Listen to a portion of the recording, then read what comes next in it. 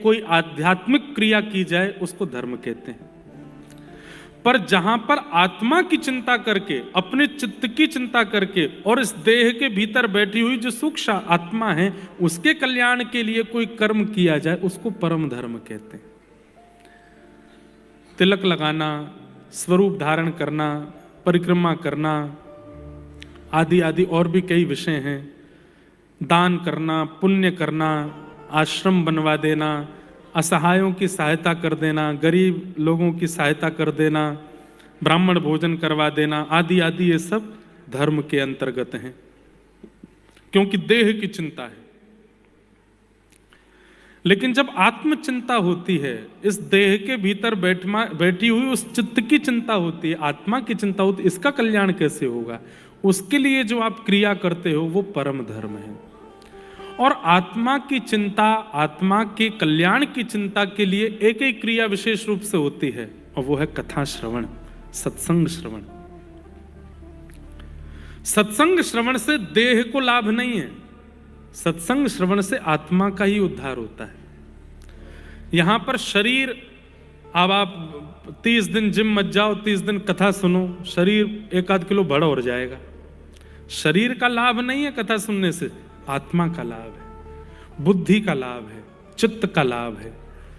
तो जहां पर शरीर की क्रियाएं भूल करके आत्म क्रियाओं पर ध्यान दिया जाए और उसकी निवृत्ति के लिए जो क्रिया की जाए उसको परम धर्म कहते हैं।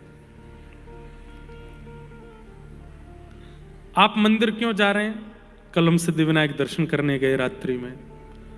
मुंबई के लोग इतना प्रेम से जाते हैं और इतना भाव से सिद्धिविनायक भगवान का दर्शन करते हैं, हमको तो देख के बहुत सुख मिलता है। मुंबई को माया नगरी कहा जाता है, मायावी लोग हैं भी यहाँ पे, पर कहीं ना कहीं मुंबई के लोग कई मुझे बहुत रूटेड भी दिखाई देते हैं, अपने रूट से जुड़े हुए। अब आप लोग ज्यादा रहते हो यहाँ पे, मंदिर में जाकर के देखने में ऐसा लगता है। अभी जब गणपति उत्सव आता है तब देखो मुंबई का हाल अलग ही होता है। यहाँ पर ऐसा लगता है कि भक्ति महारानी यही नृत्य कर रही होगी। गणेश जी भी कई बार यहाँ पर हमारे ठाकुर जी जैसा कभी मुरली लेकर के, कभी कई सारे चित्र देखे हैं, वो भी बन के आते हैं। जन्माष्टमी पर देखो कैसा यहाँ पर सुंदर होता है। तो भक्ति स्वरूप है, पर कहीं कहीं माया भी है, उससे कोई दिक्कत नहीं। पर अब कई लोग कल मैंने देखे तो आध्यात्मिक होने से एक चीज होती है कि आपको व्यक्ति के आव भाव, उसके चाल चलन और देखने से पता चल जाता है कि कैसा है। अधिकतर वहां लोग वही थे जो देह के उद्धार के लिए गए। मंगलवार को ही इतनी भीड़ क्यों होती है? क्योंकि ऐसी प्रचलनता या किसी के द्वारा ऐसा कहा गया है कि मंगलवार के दिन गणेश जी के दर्शन करने से पाप दूर होते हैं, संकट दूर होते हैं, पीड़ाएं दूर होती हैं, तुम्हारे जीवन में जो चल रहा है वो सब दूर हो जाता है। तो कहीं ना कहीं देह की चिंता है ना, इसीलिए गए। देह की चिंता से ज्यादा लोग गए, पर आत्मचिंतन से कौन जाता है? अपने आत्म कल्याण के लिए। हे गणपति बप्पा, इस संसार में हम रह रहे हैं, धन कमा रहे हैं, व्यापार कर रहे हैं, सुबह से शाम तक भाग रहे हैं, खूब सब कमा रहे हैं, पर हमारी बस एक ही प्रार्थना, इस शरीर में दोबारा ना आना पड़े। ऐसी क्रिया हमसे करवाना कि जब इस दुनिया से जाएं तो बस अंतिम जन्म ही हो हमारा, यहां आना ना पड़े दोबारा। हमारे इस चित्त को आप निवृत्त कर दीजिएगा, निवृत्त करके इसको सद्गति प्रदान कर दीजिएगा। जनसंख्या बढ़ रही है, इसका मतलब क्या है? वैकुंठ और स्वर्ग में ताले लग रहे हैं, हमको जाने को मिल नहीं रहा है, तभी तो बार बार आ रहे हैं यहाँ पे। पुनरपि जननम पुनरपि मरणम पुनरपि जननी जठरे शयनम। ये जनसंख्या बढ़ने का कारण, इससे ये बात सिद्ध होती है कि वैकुंठ गमन नहीं हो रहा है, मुक्ति नहीं मिल रही लोगों को, तभी तो दोबारा जन्म ले रहे हैं। और उसमें भी बहुसंख्या एशिया के देशों में है। तो आत्मचिंतन से, आत्म कल्याण के लिए देव आराधन कि हे नाथ, भज गोविंदम गोविंदम भज मूल मते। आदि गुरु शंकराचार्य कहते हैं गोविंद भजो, क्योंकि गोविंद को भजोगे तभी पुनरपि जननम पुनरपि मरणम इस चक्कर से बच पाओगे। और इसी को कहते हैं परम धर्म। यही परम धर्म है। परम धर्म का दूसरा स्वरूप हमारी वृंदावन रीति में आ जाओ। तो अभी जो हमने बताया परम धर्म का मतलब वो सार्वजनिक रूप से है, लेकिन अब वृंदावन रीति से अगर पूछो, वृंदावन रीति मतलब प्रेम रीति से यदि पूछो, तो परम धर्म क्या है? श्री जी की प्राप्ति, लाल जी की प्राप्ति, उनके प्रेमास्पद में निकुंज की प्राप्ति। निकुंज जाने वाले भी नहीं आते दोबारा। निकुंज क्या है? बिहरत लाल बिहारी ने दो यमुना जी के तीरे तीरे, ये निकुंज है। कल भी मैंने एक पद गाया था ना, चलवा पिया के देश। वो देश कैसा है? वहां पर ये संसारी अपवाद नहीं है, वहां भूख नहीं लगती, वहां प्यास नहीं लगती। भूख क्या है? श्री राधारमण जी को देखना ही भूख है, और उनके सुंदर स्वरूप का आस्वादन ही प्यास है। वहां भूख प्यास नहीं लगती, वहां सोना नहीं होता, वहां केवल नित्य बिहारी लाल जी के नित्य विहार का दर्शन, बस यही है निकुंज। हम कोई सहचरी बन जाते हैं उस निकुंज की, और सहचरी बन करके कभी कृपा होती है तो ठाकुर जी हमको कोई सेवा दे देते हैं। अरे सखी तू बड़ी मटक रही है ना, कितकू आ, कहा सेवा? बोले तू एक काम कर। बोले कहा? तू बीड़ी बनाए कर। बीड़ी मतलब पान, छोटे छोटे बीड़ा, अमो को पवाए कर। ऐसी कोई सेवा कभी ठाकुर जी निकुंज में दे देते हैं। अरे सखी तो को देख के तो ऐसा लगे तू माला की सेवा करे कर, तू श्री जी की ये सेवा करे कर। वहां ठाकुर जी अपना परिकर हमको बना लेते हैं, और अपना परिकर बना करके हमारे साथ विहार करते हैं। वहां संसार के यश वैभव वाद अपवाद धन संपत्ति मान लोक प्रतिष्ठा ये सब नहीं है, वहां केवल ये है, बसो मोरे नैनन में दो चंद, बसो मोरे नैनन में दो चंद, बसो मोरे नैनन में दो चंद, बसो मोरे नैनन में दो चंद, बस और कुछ नहीं। तो वृंदावन रीति से वो निकुंज है।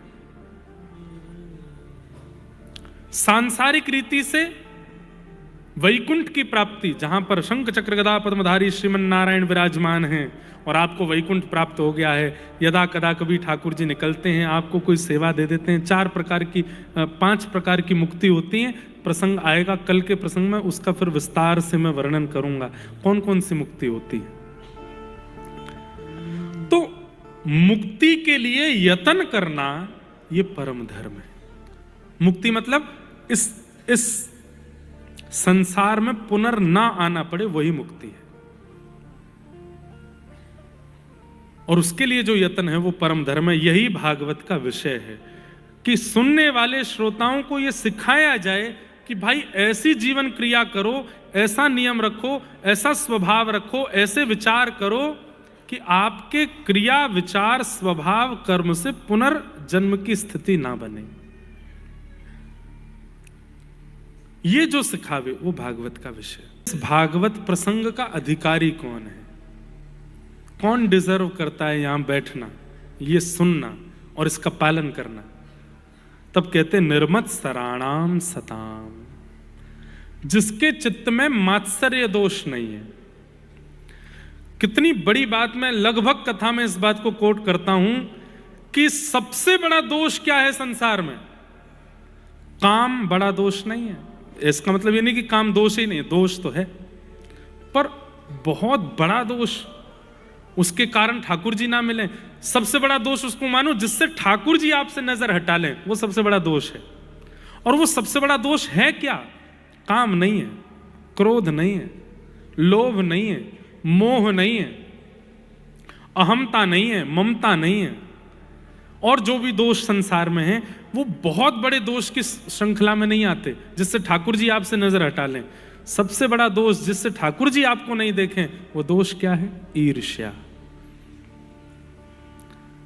और बुरा नहीं मानिएगा, इस सभागृह में बैठे हुए भी कम से कम 70% लोगों के चित्त में ईर्ष्या है। आप स्वयं जानते हैं, अपने चित्त को झांक करके देखो, क्या ईर्ष्या नहीं है? किसी के रूप से, किसी के स्वरूप से, किसी की क्रिया से, किसी के विचार से, कि कुछ नहीं। और ईर्ष्या किससे होती है? अपने से कभी ईर्ष्या नहीं होती। व्यक्ति खुद कितनी गंदगी कर देता है, अपने से ईर्ष्या नहीं करता, हमेशा दूसरों से होती। और दूसरी बात, ईर्ष्या बुरे कर्मों से नहीं होती, ईर्ष्या अच्छे कर्मों से ही होती है। बल्कि हम लोग इतने खतरनाक हैं, जिससे हमको ईर्ष्या होती है, वो कभी कुछ गलत कर देता है तो हम लोग सिंपैथी देने और पहुंच जाते हैं वहां पे। अरे राम राम, बहुत बुरा हुआ, इतना बुरा तो दुश्मन के संग भी नहीं होना चाहिए, आप चिंता मत करो। और वही कुछ अच्छा कर ले, घर में बैठे बैठे फिर विचारों के ही पहाड़ बुन रहे हैं। इसके संग ऐसा कैसे हो गया, ये कैसे ऐसे बन गया, इसने यूं कैसे कर लिया, इसके संग तो ऐसा होना चाहिए, इसके संग तो वैसा। ईर्ष्या। और क्षमा कीजिएगा, अन्य दोष आपके चित्त में हैं, आप फिर भी गुरु कृपा से, नाम की कृपा से, सत्संग की कृपा से भगवत प्राप्ति कर सकते हो। लेकिन ईर्ष्या का दोष है तो फिर बाकी जितनी भी कृपाएं हैं वो भी काम नहीं करेंगे कुछ। ईर्ष्या का दोष, रातों की नींदें उड़नी चाहिए आपकी अगर आपके चित्त में ईर्ष्या है तो। कैसे कर सकता हूं मैं ऐसे, कैसे किसी के बारे में विचार कर सकता हूं? और विचार, ईर्ष्या भी 3 प्रकार की होती है, मनसा, वाचा और कर्मणा। ईर्ष्या का सबसे पहला रूप, जो कि 99% विश्व के हर व्यक्ति के अंदर है, वो है मानसिक ईर्ष्या। करता कुछ गलत नहीं है, बोलता कुछ गलत नहीं है, पर मन में ईर्ष्या है। समझ रहे हैं बात को? 99% लोगों के अंदर मानसिक ईर्ष्या है। वो बोलते गलत नहीं है, करते गलत नहीं है, पर मन में सोच लेते हैं।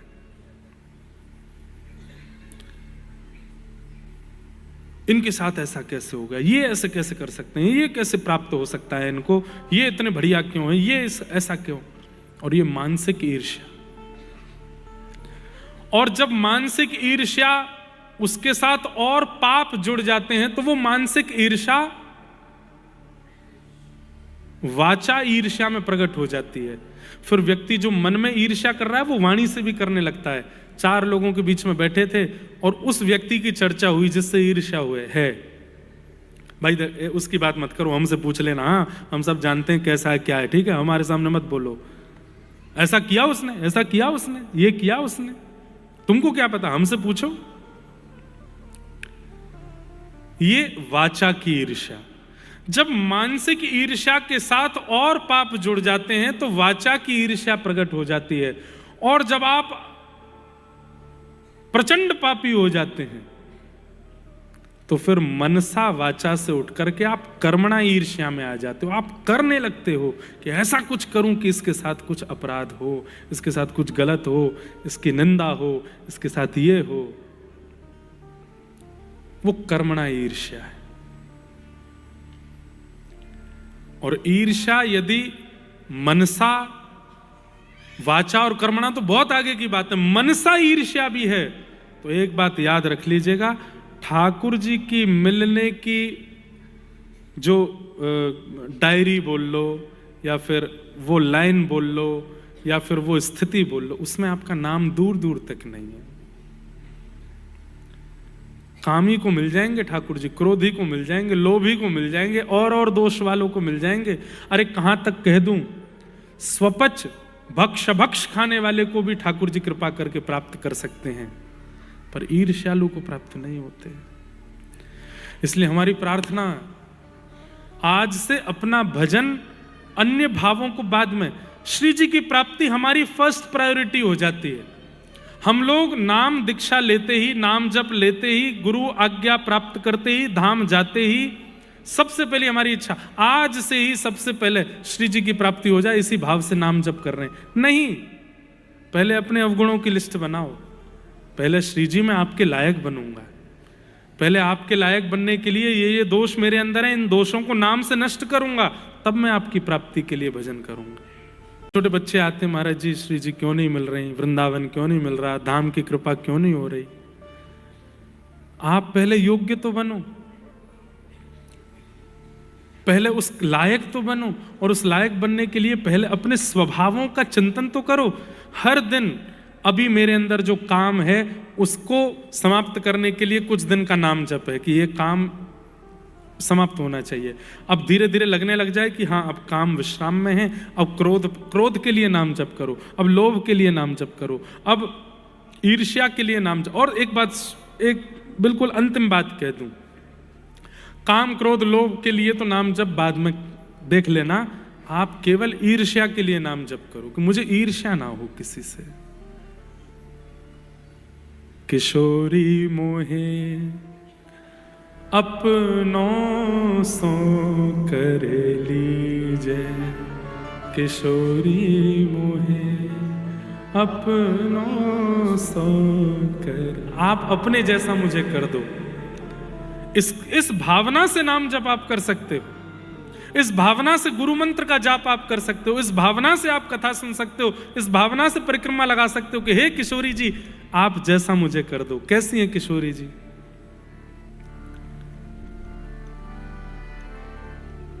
सहज स्वभाव पर्यो नवल किशोरी जो को, सहज स्वभाव पर्यो नवल किशोरी जो को, सहज स्वभाव पर्यो नवल किशोरी जो को, सहज स्वभाव पर्यो नवल किशोरी जो, मृदुता दयालुता कृपालुता की राशि है, मृदुता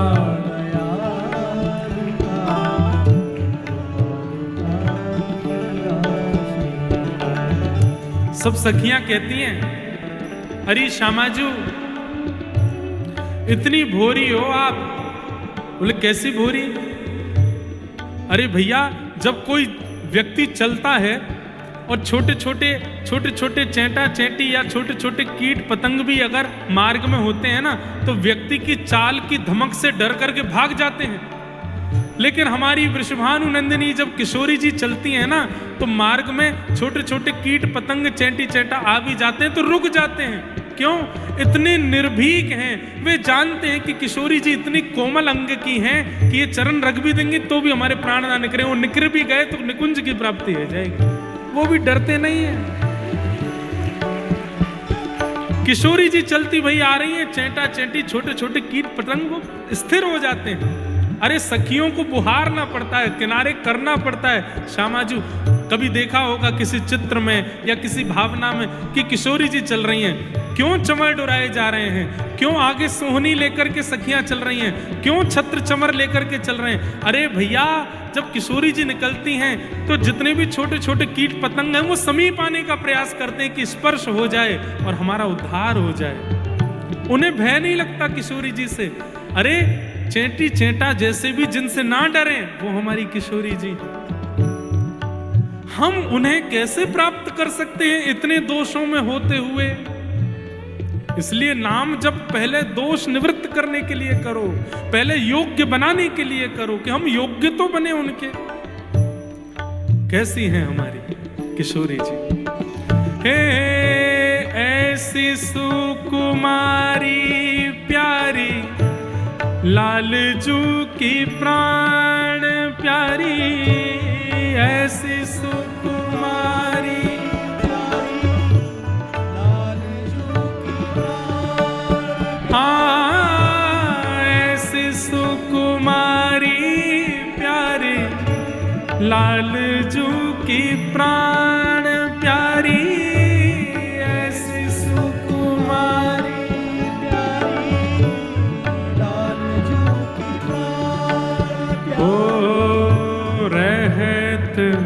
प्रसन्न सदा ये मुख हंसी है, रह प्रसन्न सदा मुख हो सहज स्वभाव पर नवल किशोरी जो को सहज स्वभाव पर नवल किशोरी मृदुता दयालुता कृपालुता की राशि है मृदुता हे हित ध्रुव और सुख जहाँ लगी देखियत हित ध्रुव और सुख जहाँ लगी हे हित ध्रुव और सुख जहाँ लगी देखियत हित ध्रुव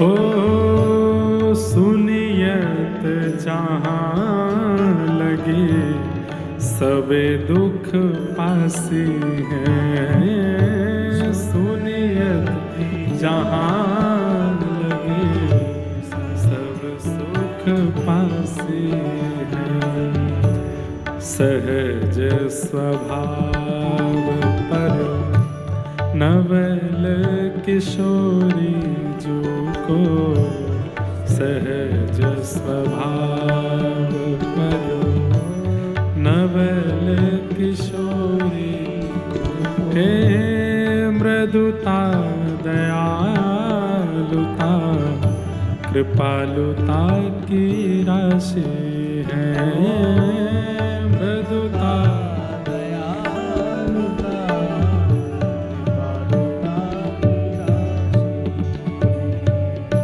ऐसी सहज स्वभाव की हमारी किशोरी जी और हमारे चित्त में इच्छा है कि हमें निकुंज प्राप्त हो हमें श्री जी प्राप्त हो तो पहले उनके स्वभाव के अनुकूल तो बनो तो प्रथम नाम जप श्री जी के स्वभाव की अनुकूलता के लिए होना चाहिए हम उनके स्वभाव के अनुकूल बन जाएं निर्मत सराणाम सताम और स्वभाव की अनुकूलता में सबसे ज्यादा जो आवश्यक है वो आवश्यकता है ईर्ष्या के नाश की हमारे चित्त से ईर्ष्या निकल जाए कभी ईर्ष्या ना हो तो भागवत जी का अधिकारी कौन इस भावना का अधिकारी कौन निकुंज का अधिकारी कौन वैकुंठ का अधिकारी कौन भगवत प्राप्ति का अधिकारी कौन जिसके चित्त में मात्सर्य दोष नहीं है ईर्ष्या नहीं है वैद्यं वास्तवमत्र वस्तु शिवदं तापत्रयोन्मूलनम् और जब विषय और अधिकार ये दोनों परिपक्व हो जाते हैं तब तीसरी बात आती है कि संबंध फिर ठाकुर जी से हमारा संबंध हो जाता है कैसा शिवदम शिवदम मतलब कल्याणकारी बंधुओं भक्ति के पथ में जब आप चलने लग जाते हैं और आचार्यों की बात और नाम जप का पालन करने लग जाते हैं तो भक्ति पथ में सबसे पहला पड़ाव क्या आता है ठाकुर जी से आपको संबंध की अनुभूति होती है ध्यान से सुनिएगा ठाकुर जी के प्रति संबंध की अनुभूति होती है ये मेरे कुछ हैं ये भगवान है एक बात है पर ये मेरे कुछ हैं कई जन्मों से बुला रहे हो कोई तो नाता जरूर होगा नजरों से नजरें मिला न पाऊं मेरी नजर का कसूर होगा तुम ही तो मेरे माता पिता हो तुम ही तो मेरे बंधु सखा हो कितने रिश्ते तुम संग मेरे, कोई तो रिश्ता जरूर हो। आपके चाहने से संबंध ना हो, आपने, कई माताएं, कई बहनें, कई भाई लोग ठाकुर जी को अपने आप बना लेते हैं। ये तो हमारे लाला है, ये तो हमारा बेटा है, ये तो हमारा सखा है, ये तो हमारे ऐसे हैं। नहीं, आपके चाहने से नहीं। अब कई लोग हमको मिलते हैं दुनिया में, अच्छे अच्छे बड़े बड़े लोग मिलते हैं, वो दुनिया भर की बात बनाते हैं। जैसे अब किसका प्रमाण दें, संतों के लिए भी लोग बोल देते हैं कि जैसे कोई संत बहुत प्रसिद्धि को प्राप्त हो जाते हैं ना, तो उनके बारे में चर्चा करो, देखो भाई कितना अच्छा बोलते हैं, कितना इनका। हमसे पूछो, इनको कोई रोटी नहीं देता था तो हम खिला के आते थे। आज बड़े हो गए तो क्या हुआ, हमने रोटियां खिलाई हैं इनको। अब हम लोगों का संबंध ऐसा है ठाकुर जी से, महाराज जी ये तो हमारे लाला हैं ठाकुर जी के। हम बे लाला हूं तेरो, लाला जैसे अपने आप ही अपने मन से ही बना रखो लाला हूं मैं। या को मुंह से पूछी कभी कि मैं कहूं, मैं तो अपनी लाली मानू, तेरो बाप बनो बैठा हूं मैं तो तुम लाला कह रही है। तो आपके चाहने से संबंध नहीं, इच्छा होनी चाहिए कि मेरा नाता क्या है ठाकुर जी से, मेरा संबंध क्या है ठाकुर जी से, पर उस संबंध का प्रमाण ठाकुर जी दें आपको, उस संबंध का प्रमाण ठाकुर जी प्रस्तुत करें, और वो कहीं ना कहीं से आपको प्रस्तुत हो जाएगा।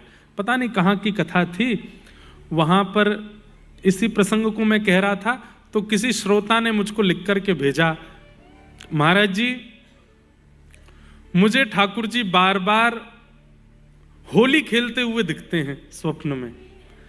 जब जब मुझे नींद आती है या महीना 2 महीना में अगर ठाकुर जी का स्वप्न आता है, ठाकुर जी रंगों से खेलते हुए दिखते हैं।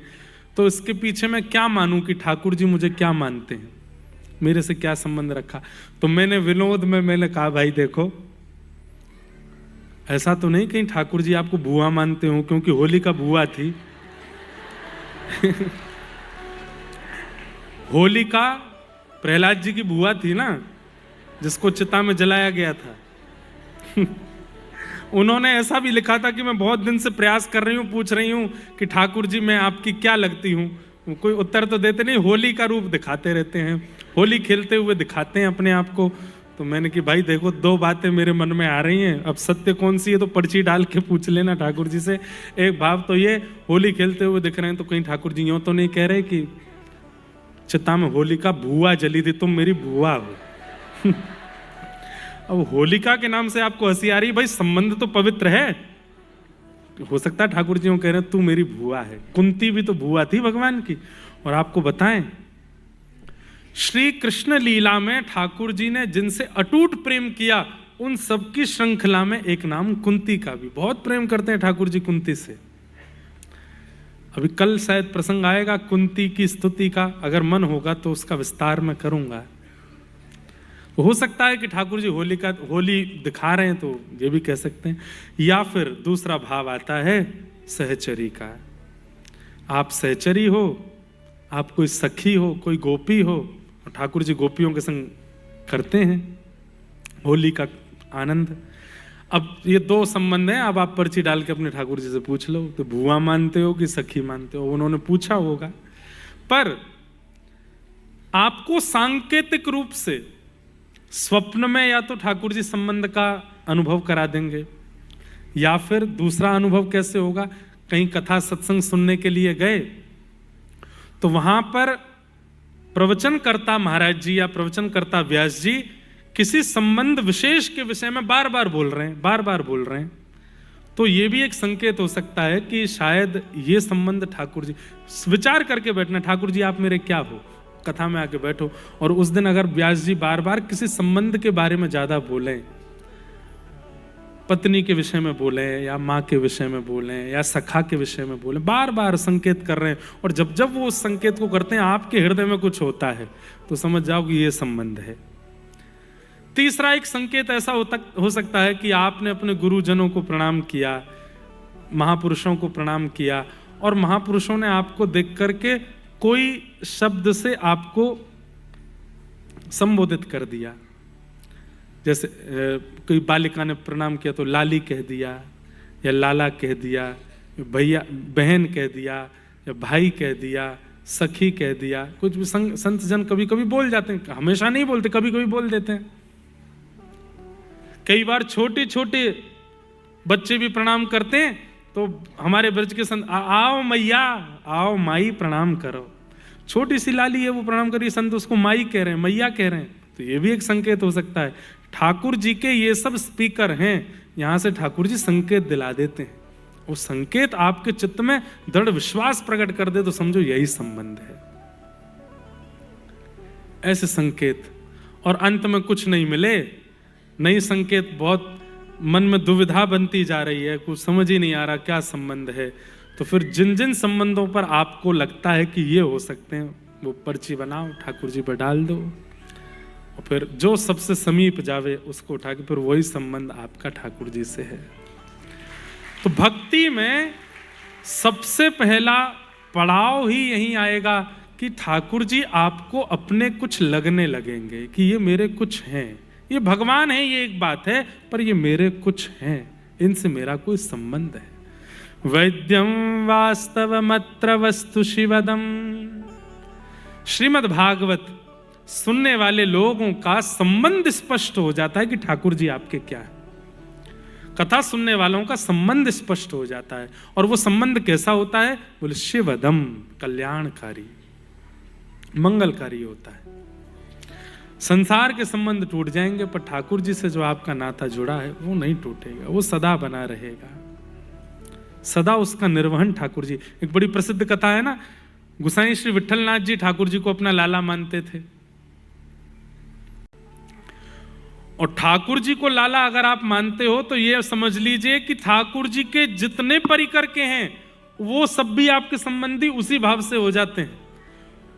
तो एक बार गुसाई जी के घर में चूड़ी पहनाने वाली कोई आई, तो गुसाई जी ने कह दिया हमारे 7 पुत्रों की बहू हैं, इनको चूड़ी पहना दो। 7 पुत्रों की बहुओं को चूड़ी पहनाने वाली पहना रही थी, 7 के बाद एक छोटी सी लाली आई, उसने कही मुझे भी पहनाओ। तो चूड़ी पहनाने वाली को लगा कि छोटी बालिका इसको भी पहनाए, तो पहना दी। और पहना करके वो गुसाई जी के पास जब वेतन लेने गई तो गुसाई जी बोले कितने हुए भाई? 7 बहुओं को पहनाए, इसका मतलब 14 भुजाओं में चूड़ी पहनाई, तो उसका कितना हुआ बताओ? बोले 14 नहीं 16 भुजा। बोले क्यों? 7 नहीं, मैंने 8 लोगों को चूड़ी पहनाई। गोसाई जी बोले मेरे घर में 8वां है ही नहीं कोई चूड़ी पहनने वाला। बोले नहीं नहीं, एक छोटी सी लाली भी आई थी उसको भी पहनाई। गोसाई जी बोले मैं घर जाके पूछूंगा पहले किसने पहनी। घर लौट करके गोसाई जी जब आए तो पूछा, तो 7 बहुएं बोले नहीं हमने ही पहनी, और कोई नहीं था। रात्रि को स्वप्न में किशोरी जी आ गई और रूठ करके बैठ गई, और रूठ करके बैठ करके बोली हे गोसाई जी, आप संबंध बनानो जानो निभानो नाय जानो। हरी श्यामा जी मोसो का अपराध है गो? अरे श्री जी आप इतनी उदास क्यों है रही, का है गो? नाय नाय, आप संबंध बनानो जानो निभानो नाय जानो। अरे अरे श्री जी ऐसे मत करो, कहा भयो बताओ तो। आप इनको अपनों कहा मानो, आप लाल जी को अपनों कहा मानो? तो ब्रजभाषा समझ आ रही है ना? आप लाल जी को अपनों कहा मानो? गोसाई जी बोले लाल जी को मैं अपनों लाला मानूं। अब जब वे आपके लाला हैं तो लाला की बहू आपकी कौन भाई? तो बहू भाई। जैसे आपके 7 पुत्र हैं वो भी आपके पुत्र हैं, तो मैं आपकी बहू नहीं? और मेरे घर की जब सब बहुएं चूड़ी पहननी, सबसे छोटी बहू चूड़ी पहनवे गई तो आपने चूड़ी पहनावे वाली को मेरे हाथ के चूड़ी पहनावे को पैसा ही नहीं दियो। आप संबंध बनानो जानो निभानो नहीं जानो। गोसाई जी के नेत्र सजल हो गए, किशोरी जी को हृदय से लगाने, हे श्यामा जी मैं कान पकड़ूं, क्षमा मांगूं, आप ऐसे मत करो, मैं अभी जाऊं। दौड़ करके गए, उसको देख के आए, उसको प्रणाम। बोले अरे तू कितनी बड़ भागनी है। बोले क्यों? अरे वो छोटी लाली कोई और नहीं, वृषभानु नंदिनी किशोरी जी आई, तेरे हाथ से चूड़ी पहन के गए। का अभिप्राय क्या? इससे ये बात स्पष्ट होती है कि जब संबंध स्पष्ट हो जाए कि ठाकुर जी हमारे कौन हैं, तो उसके बाद उसी संबंध में सब हैं। किशोरी जी भी फिर उसी संबंध, अब ठाकुर जी जो हैं उसी संबंध के किशोरी जी हैं, उसी संबंध में मधुमंगल हैं, श्रीदामा हैं, तनसुका हैं, मनसुका हैं, धनसुका हैं, उसी संबंध में हनुमान जी, उसी संबंध में गरुण जी, उसी संबंध में फिर सारे देवी देवता। कहीं भी आप जाओगे आपको अपना संबंध प्रधान रखना है। ठाकुर जी हमारे ये हैं तो ये हमारे कौन हुए, ये हमारे ये हुए, उसी भाव से उनको वंदन करो।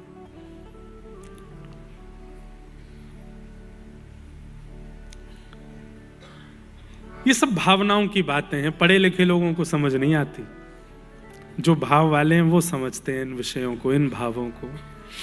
तो वैद्यम वास्तवमत्र वस्तु शिवदम तापत्रयोन्मूलनम। श्रीमद् भागवत का प्रयोजन क्या है? आदिदैविक, आदि भौतिक और आध्यात्मिक तापों का उन्मूलन करना। 3 प्रकार की पीड़ा हमारे जीवन में आती है। प्रकृति से मिलने वाली पीड़ा, आपके बंबई में बारिश बहुत हो जाती है, रोड चक्का जाम हो जाते हैं, ये प्राकृतिक पीड़ा है। समुद्र में लहरें तेज आ जाएं, सुनामी आ जाए, प्राकृतिक पीड़ा है। आंधी तूफान प्राकृतिक पीड़ा है, प्रकृति की पीड़ा। दूसरी होती है व्यवहार की पीड़ा। व्यवहार की पीड़ा कौन सी? किसी ने कुछ गलत कह दिया, पत्नी नाराज हो गई, बच्चे रूठ के बैठे हैं, माता पिता सुन नहीं रहे, बॉस ने जॉब से निकाल दिया, ये हो गया, वो हो गया, ये सामाजिक पीड़ा है, समाज ने आपको दी। और तीसरी पीड़ा होती है दैहिक पीड़ा। बुखार आ गया, जुकाम हो गया, सिर दर्द है, खांसी है, आदि आदि, कोई भी देह की। ये 3 ही पीड़ा हैं संसार में। एक चौथी और है, दूसरे के सुख से मिलने वाली पीड़ा। वो इतना सुखी क्यों बैठा है, इसकी संख्या ज्यादा है। पर इसको मैंने अलग से बताया, पर यह भी सामाजिक पीड़ा में आ जाता है कि वो सुखी क्यों है। तो ये 3 प्रकार की पीड़ा है। ध्यान से सुनिएगा। भक्ति के पथ पर चलने वाला, कथा श्रवण करने वाला, नियमित रूप से भक्ति मार्ग का पालन करने वालों को इस तीनों पीड़ाओं से मिलने वाला कष्ट अनुभव नहीं होता। शब्द ध्यान से सुनिएगा।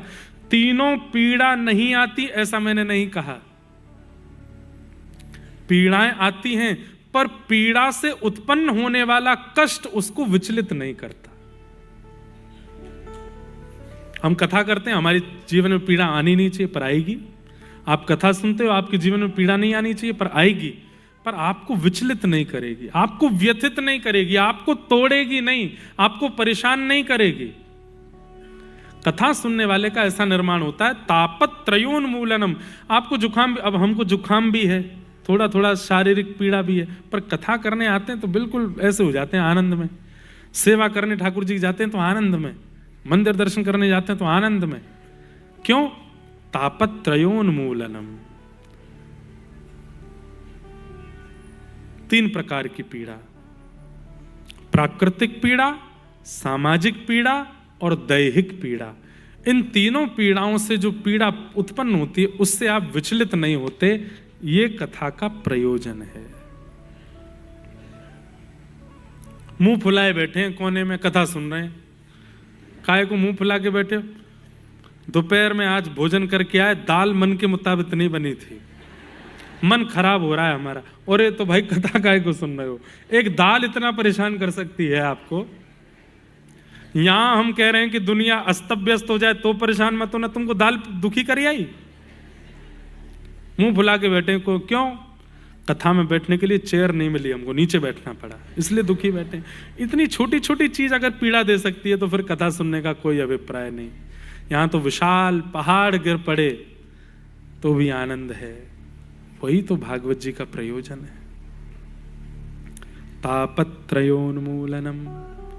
माधवदास जी का प्रसंग हमने बहुत बार कथा में सुनाया है। जगन्नाथ भगवान के परम भक्त श्री माधवदास जी, जीवन में इतनी पीड़ा आई उनके, लेकिन उनको उस पीड़ा का चिंतन नहीं होता। किस पीड़ा का चिंतन हुआ?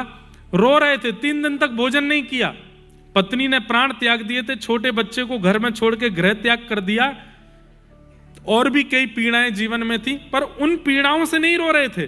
किस पीड़ा से रो रहे थे?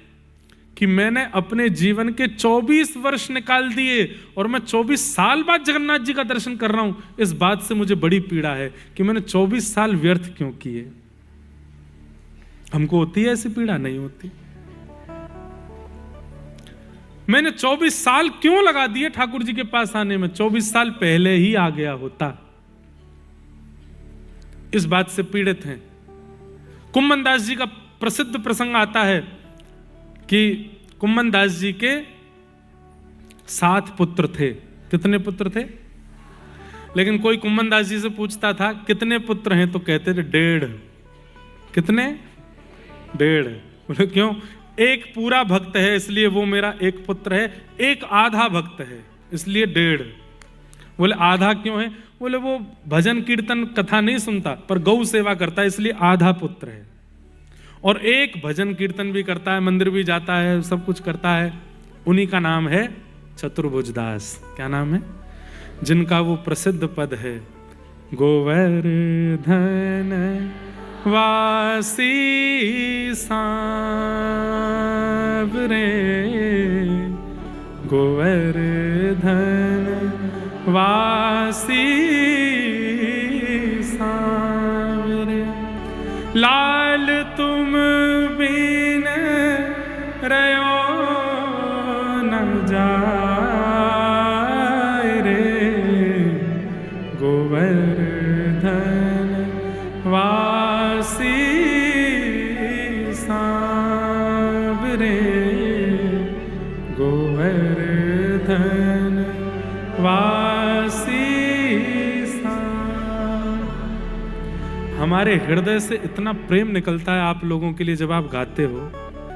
हमारे लाल जी ऐसी कृपा करें कि